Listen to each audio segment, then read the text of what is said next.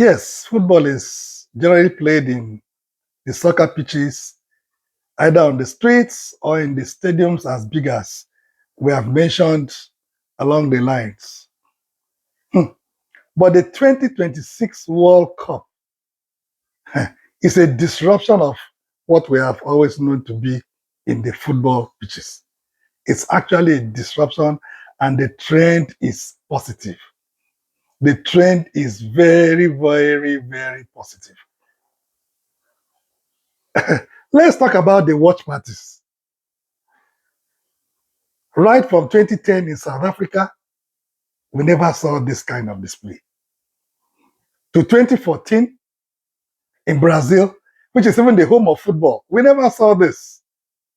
The home of football, where the samba, is danced on the street, where the samba is also played in the pitches of Brazil, where Brazil displays her excellence with all their superstars, those who dance and caress the ball like Ronaldinho.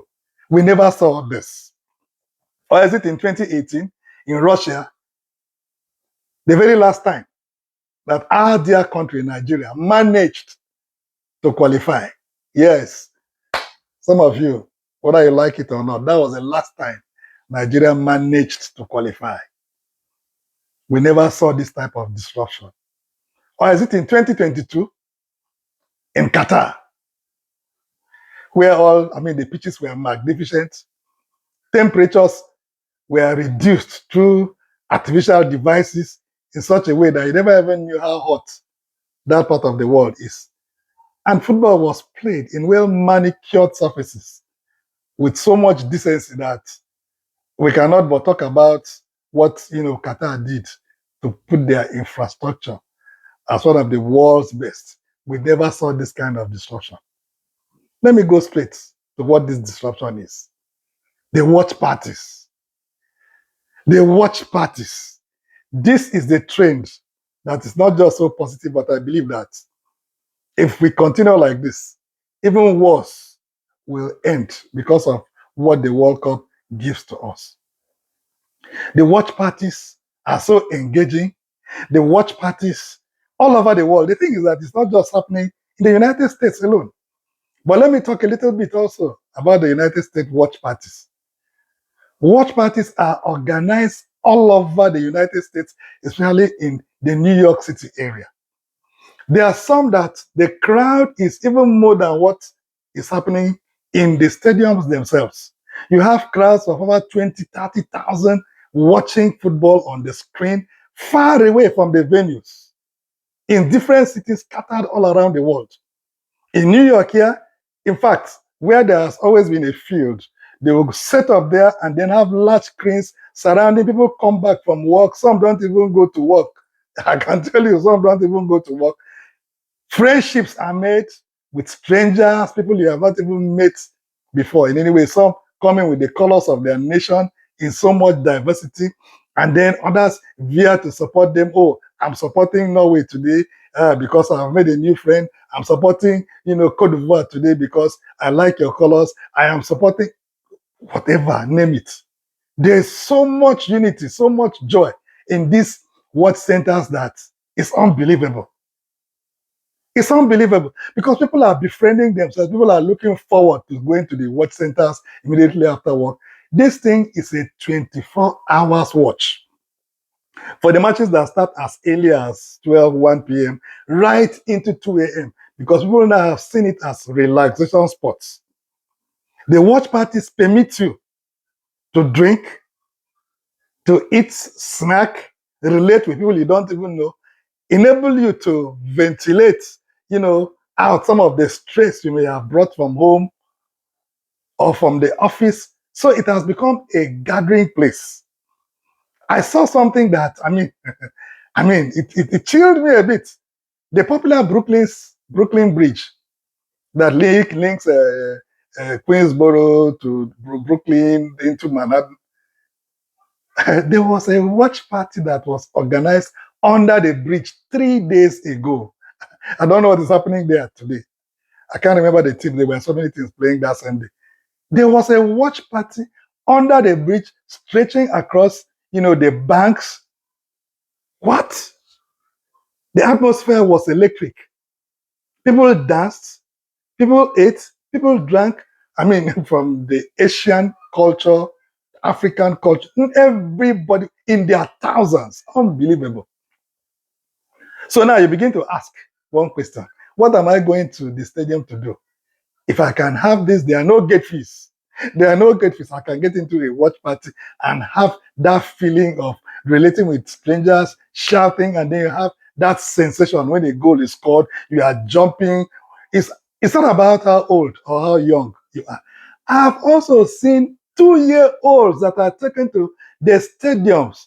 In fact, these babies watch the matches with their eyes closed. So I pray, I say, God, I just hope there are no problems here. Children of 2 years, 3 years are in these stadiums with parents who go there to watch these matches, and then they come at the early hours of dawn. This is very, very interesting to note. And then, beyond the city of New York and other cities, when the hosting centers or hosting countries, as it were, I saw in Liverpool.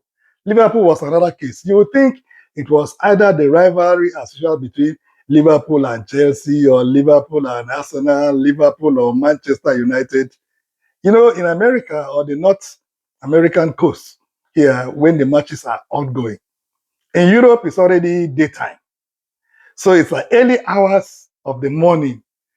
People were dancing, the elderly, the not too elderly, the young ones, they were all part of the watch parties. I begin to wonder whether work is still going on. It was exhilarating. And then I also saw something in Osnabrück, in northern Germany. In fact, that part of Germany, I know it very well because from Osnabrück, that's the last train point where you can connect to the Netherlands. Yes, it's an area I think I have traversed before. I saw in Osnabrück, I said, what am I seeing? The situation was like, God help these people. I just hope there's no stampede. I think that's that's when Germany was playing one of our matches. It was electric.